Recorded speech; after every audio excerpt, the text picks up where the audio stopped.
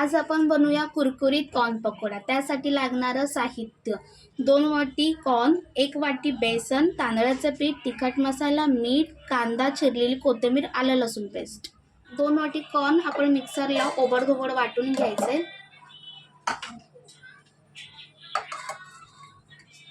त्याच्यामध्ये पाणी नाही टाकायचं।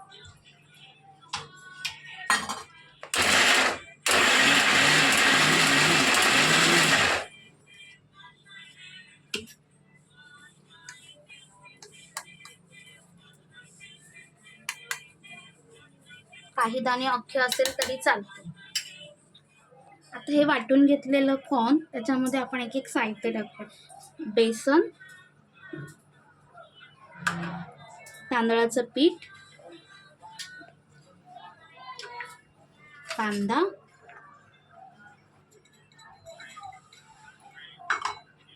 आलं लसूण पेस्ट,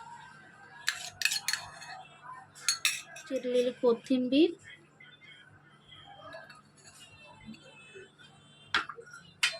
मीठ, तिखट मसाला। आता हे सगळं एकजीव मस्तपैकी मिक्स करून घ्यायचं।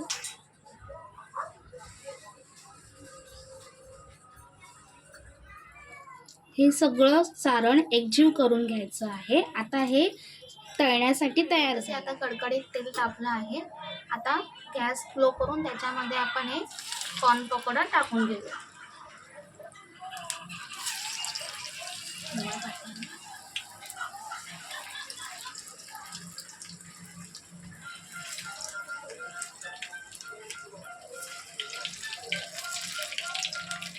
हे हळूहळू आता आपण परतवून घेऊया।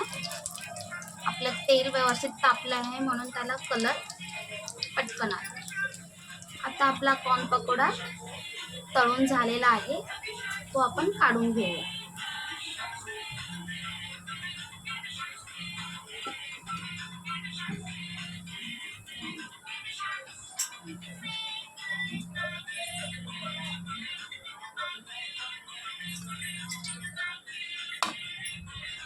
अशा प्रकारे सर्व सारण व्यवस्थित कॉर्न पकोडा तयार करून घे। आता आपले सगळे कॉर्न पकोडे तळून झाले आहेत, खाण्यासाठी रेडी। आता आपले कॉर्न पकोडे तयार झाले आहेत, ते तुम्ही सॉस बरोबर किंवा चटणी बरोबर खाऊ शकता।